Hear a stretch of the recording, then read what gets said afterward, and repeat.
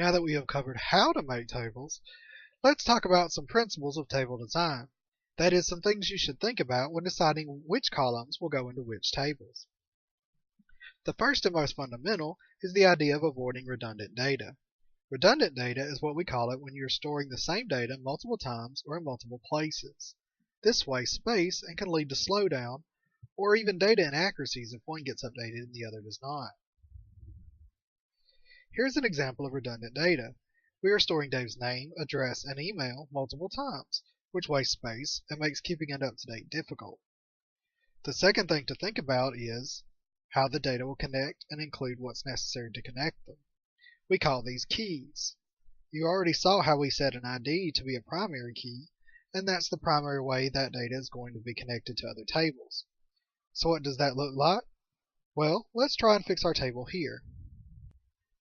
First, to avoid redundant data, we keep info about the person in its own table with the primary key of ID. Next, we create the table for purchases. Notice the column on the right called Person ID. It stores the information needed to identify the correct person.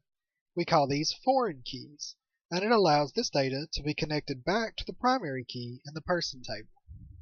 Our last guideline is related to the other two, and that is that you need to think about what you're going to do with the data and how you're going to want to view it. This will help you to determine which tables need to connect to each other and which may be fine on their own. An important part of this process that we haven't currently covered is what happens when different people have different needs. This is handled through a combination of users and permissions. There are three main uses of users and permissions. First, it allows you to determine what actions a person can take on a database. You may not want everyone who can see the data also being able to enter new data or update it. The four primary permissions are read, write, update, and delete, and they allow a user to do exactly what you would expect.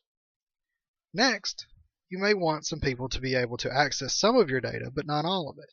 This is common, especially if you have sensitive information in some tables, but that's okay because permissions can be set per table, so you can choose to allow access only to what you want that user to have.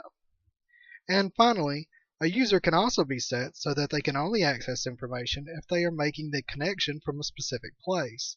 So you could only allow access from your office, or only allow connections from other servers that you own. This greatly helps with security. Let's quickly go over how to create new users. First, select the database you want that user for. We did person over here, so I'll check that one. Go over here to privileges. That'll show you the users that currently have privileges. We can choose to add a new account. Select the username. I'll name mine Justin.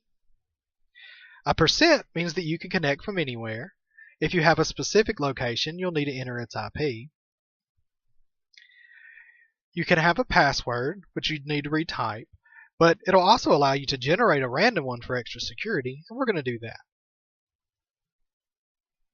You can see that it's selected to grant privileges just for this table. If you wanted it everywhere, you could check here. Now, all of these here on the right are pretty much things you're only going to want your server administrator to have, but for generic users, you're only going to be using data permissions. Select, insert, update, delete. File also helps if you have files that may be uploaded or downloaded. But we'll give this particular user select and update. Next, click Go. And that was created. I've now added a new user. So if we go back to person and go back to privileges, you can see the new user, Justin, has been added. For Workbench, to add a new user, all you have to do is select the table, go to Server, Users and Privileges, Add Account, select the name. You can see we've already used Justin from the one we added in PHPMyAdmin a moment ago. So for now, I'll just name it New Justin. We're going to leave it at %. It doesn't generate a password, so I'll have to make up one, and I'll use one that I choose to use, even though it thinks it's weak. It's only for a demonstration after all. We click Apply, and you can see New Justin has been added. Now you can go over to Schema Privilege, choose to add an entry. You can choose whether you want this person to have access for all the databases or just a selected one. We're going to select Customers since that's the one we created here. Click OK, and then we can select our Select, Insert, Update, and Delete privileges that we normally have for our users.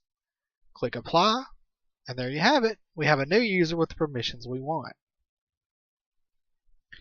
Next time, we will go over importing and exporting data. This has been brought to you by CreativeOnlineSchool.com.